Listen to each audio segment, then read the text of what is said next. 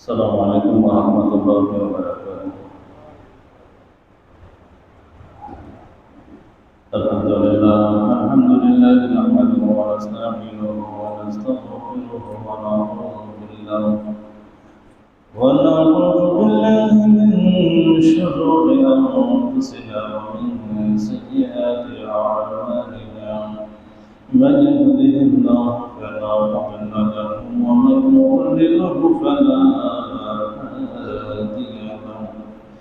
ونشهد أن لا إله إلا الله وحده لا شريك له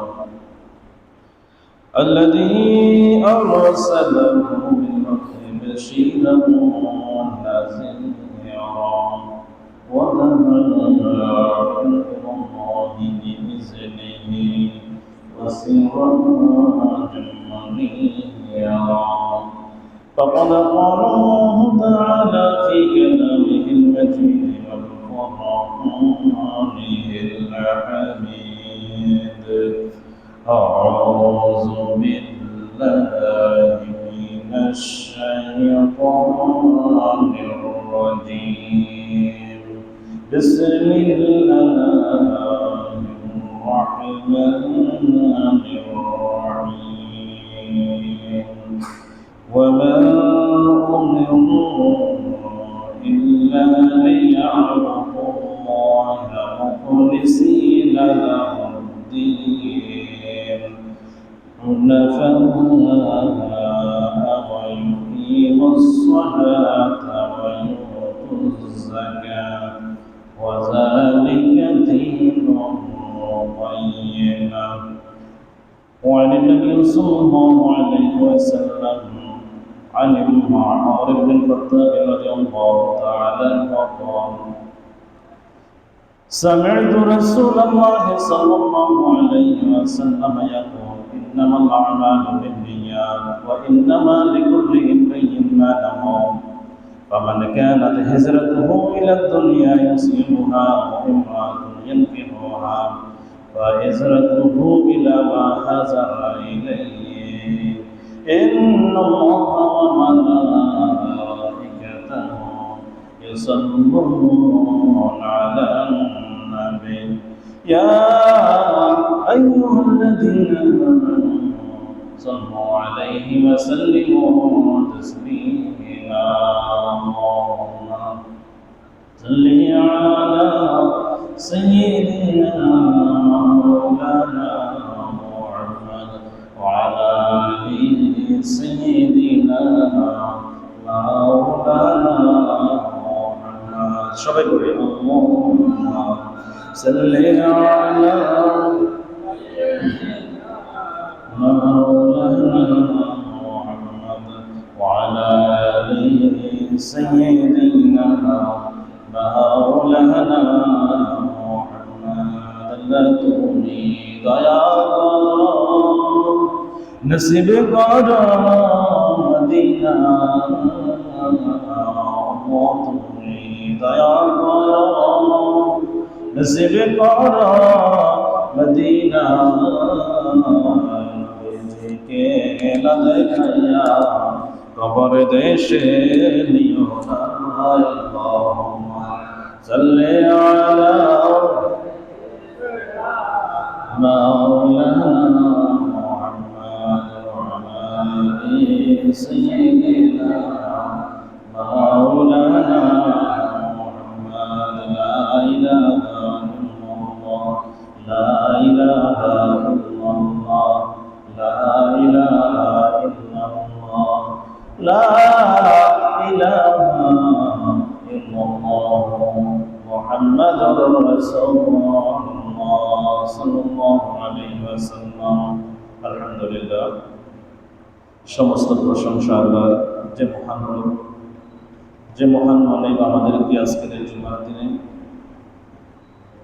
পবিত্র দিনে, পবিত্র সময়ে আল্লাহর মসজিদে আসার বসার তৌফিক দিলেন। সে মহান মনিবের দিকে আমরা সকলেই শুকরিয়া হিসেবে পড়ছি আলহামদুলিল্লাহ।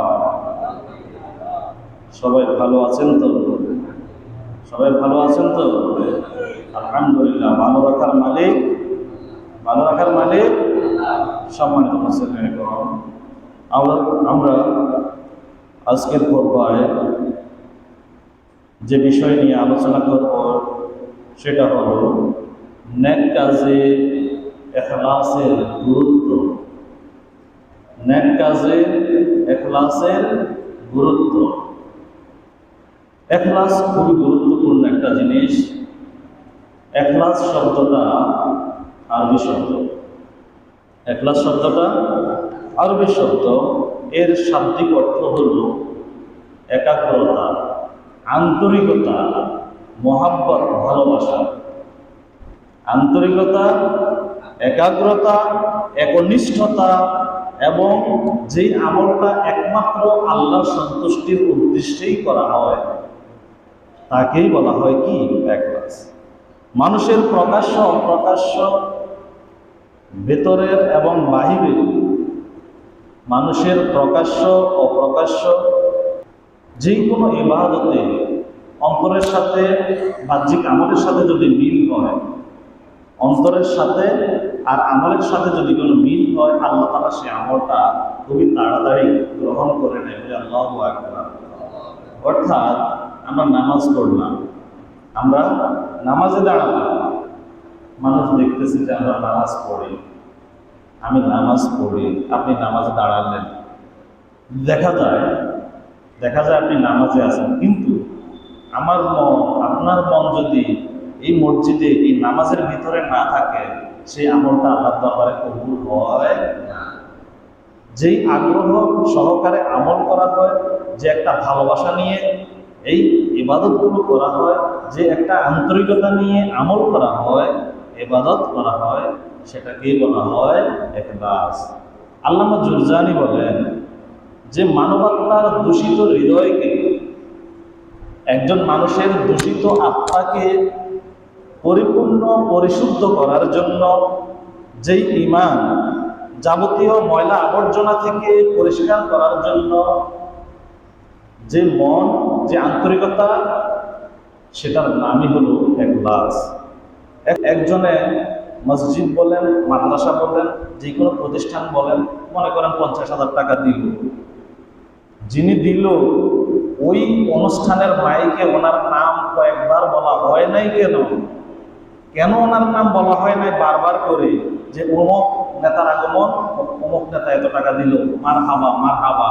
কেন এটা বলে নাই?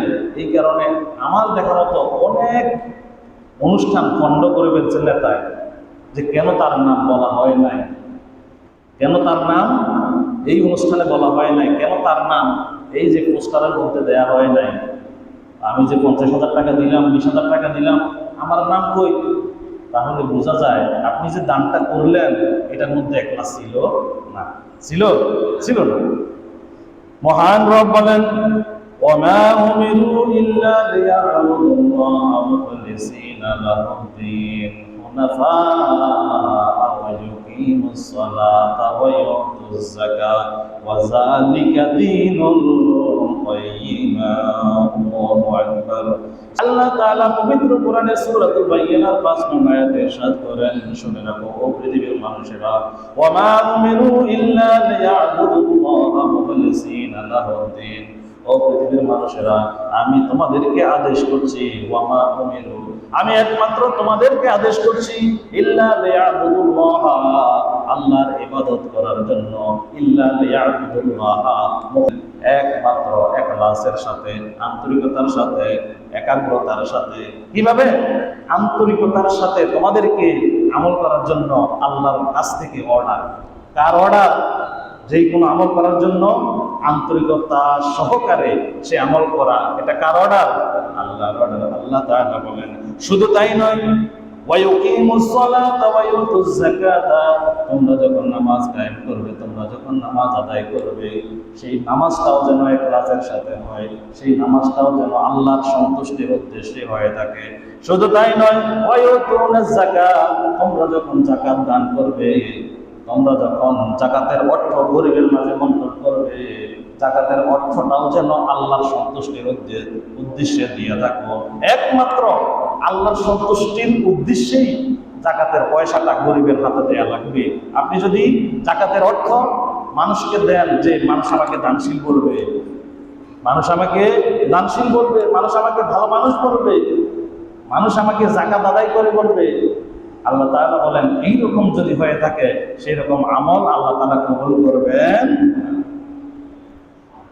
وعن عمر بن الخطاب رضي الله تعالى عنه قال قال رسول الله صلى الله عليه وسلم إنما الأعمال بالنيات وإنما لامرئ ما نوى ومن كان هجرته إلى دنيا يصيبها أو امرأة يتزوجها فهجرته إلى ما هاجر إليه الله أكبر। একজন সাহাবী বললেন, ইয়া রাসূলুল্লাহ, ইয়া হাবিবাল্লাহ, আমরা যে মক্কা থেকে মদিনায় হিজরত করলাম, আমরা যে মক্কা থেকে মদিনায় হিজরত করলাম, সবাই তো আল্লাহর জন্য, আল্লাহর সন্তুষ্টির জন্য হিজরত করে নাই। রাসূল বলেন, তুমি কি বলো? সাহাবী বললেন, ইয়া রাসূলুল্লাহ, ইয়া হাবিবাল্লাহ, আপনার ওই যে অমুক সাহাবীটা, এই সাহাবীর উদ্দেশ্য ছিল সেই গরিব মানুষ, সেই গরিব মানুষ তার উদ্দেশ্য ছিল আপনার সাথে যদি মক্কা থেকে মদিনায় হিজরত করে ফেলে, মদিনায় যদি হিজরত করে আপনার পক্ষ থেকে বাইতুল মাল থেকে কিছু অর্থ পাবে, কিছু সম্পদ পাবে, এই আশায় সে আপনার সাথে মক্কা থেকে মদিনায় হিজরত করে চলে আসছে। অর্থাৎ রাসূল যদি কোনো মক্কা থেকে মদিনায় হিজরত করে চলে আসে, ওই লোকটা একাকী হয়ে যাবে। বাইতুল মাল থেকে যে আগে কিছু অর্থ পেত, বাইতুল মাল থেকে কিছু খাবার পেত, এটা সে পাবে না।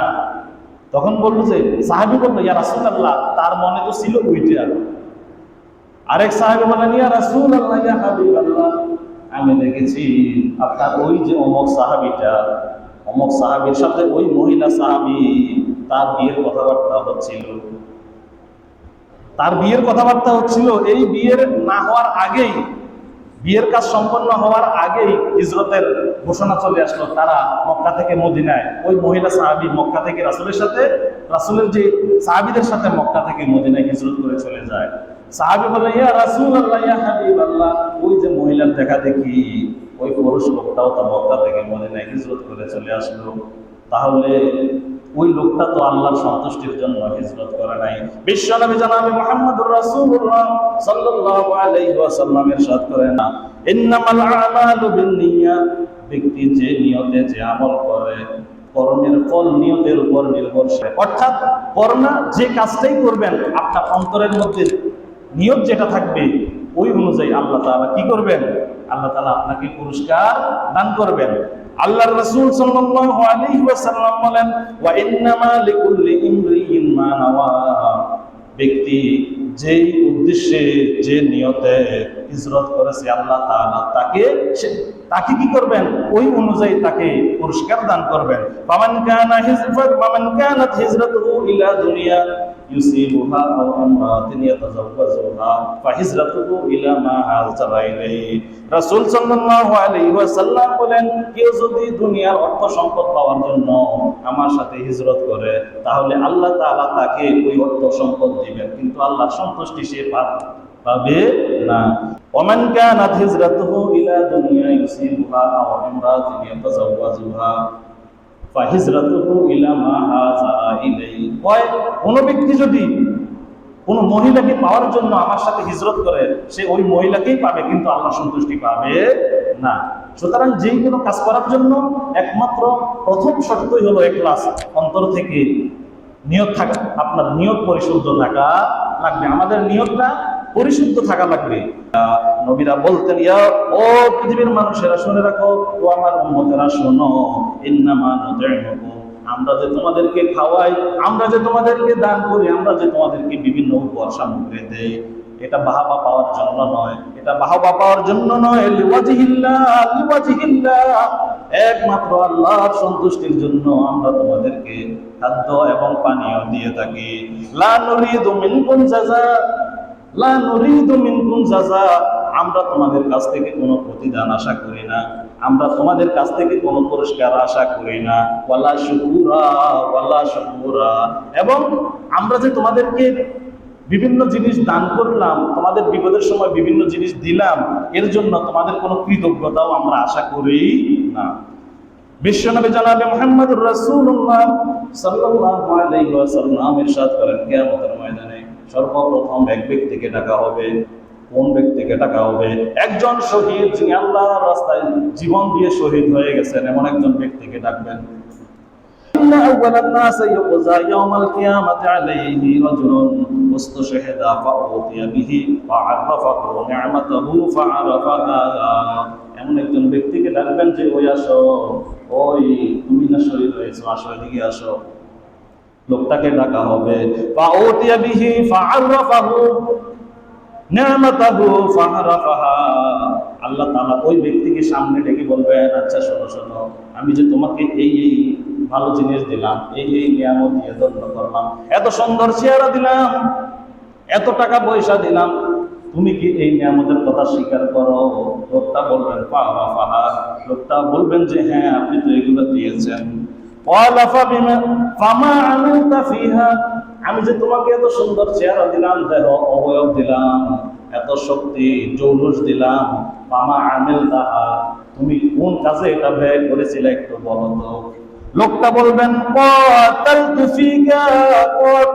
ফিকা ইয়া রাসূলুল্লাহ, ও রাসূলুল্লাহ, ইয়া হাবিবাল্লাহ, আমার এত সুন্দর দেহ, আমার এই সুন্দর রক্ত মাংসের এই দেহটা আমি আল্লাহর রাস্তায় জিহাদ করে আল্লাহর রাস্তায় আমার জীবনটা কোরবান করে দিয়েছি।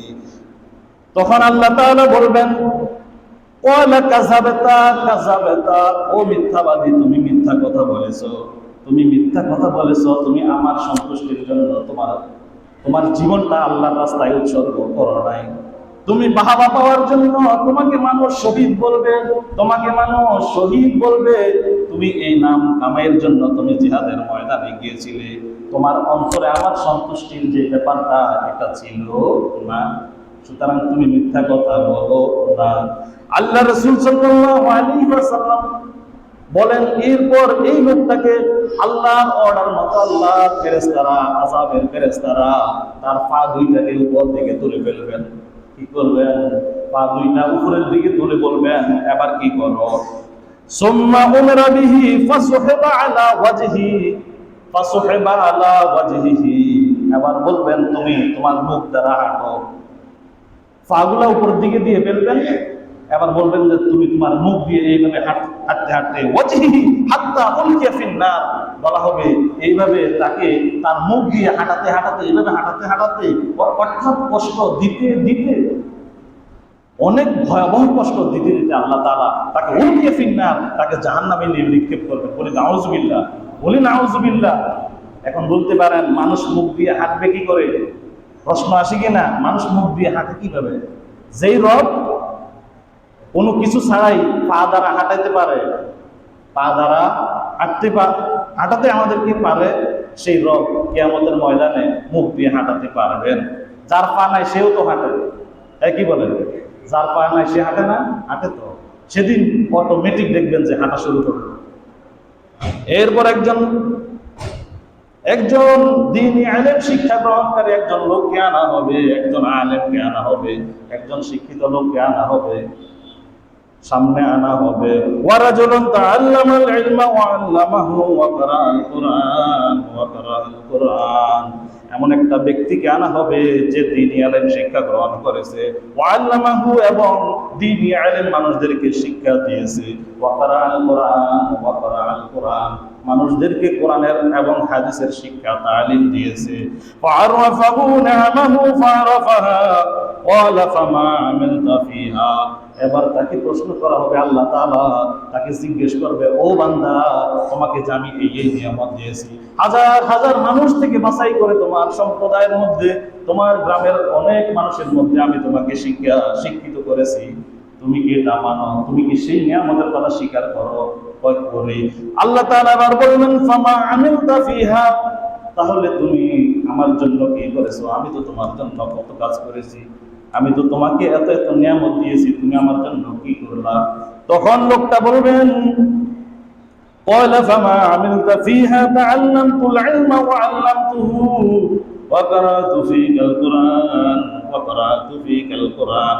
তখন লোকটা বলল, ইয়া রাব, আল্লাহ, আমি দ্বীনি আলেম শিক্ষা গ্রহণ করেছি, মানুষদেরকে শিক্ষা দিয়েছি, কোরআনও শিক্ষা গ্রহণ করেছি, কোরআন শিক্ষা দিয়েছি। আল্লাহ তাআলা বলেন, শুনো, কাযাবাতা, তুমি মিথ্যাবাদী, তুমি মিথ্যা কথা বলেছো। তুমি কোরআন শিখেছো ঠিক, তুমি মানুষদেরকে দ্বীনি ইলম শিক্ষা দিয়েছো ঠিক, তুমি নিজেও শিক্ষিত হয়েছো ঠিক, কিন্তু তোমার অন্তরের মধ্যে ইখলাস ছিল না। তোমার অন্তরের মধ্যে কি ছিল না? অন্তরের মধ্যে ইখলাস ছিল না। তুমি এই কারণে দ্বীনি ইলম শিক্ষা গ্রহণ করেছো, তুমি শিক্ষিত হয়েছো ঠিক, মানুষ তোমাকে, তোমার অন্তরে ছিল মানুষ তোমাকে শিক্ষিত বলবে, মানুষ তোমাকে সম্মান করবে, তোমার অন্তরে ছিল এটা। মানুষের কাছ থেকে সম্মান পাওয়ার আশায় তুমি কি করছো? তুমি শিক্ষিত হয়েছ, কিন্তু আল্লাহর সন্তুষ্টি তোমার অন্তরে ছিল না। সে এইভাবে তাকে কি করাবে? ওই লোকটার মতো তার মুখ দিয়ে হাঁটাইয়া হাঁটাইয়া তাকে জাহান্নামের মধ্যে নিক্ষেপ করা হবে। এবার আরেকজনকে আল্লাহ তাআলা ডেকে আনবেন বিচারের জন্য, ওই লোকটাকে ডেকে আনবেন। ওয়ারাজুলুন ওয়াসাল্লাহু আলাইহি ওয়া আতাহু মিন আসনাফিল মালি কুলি।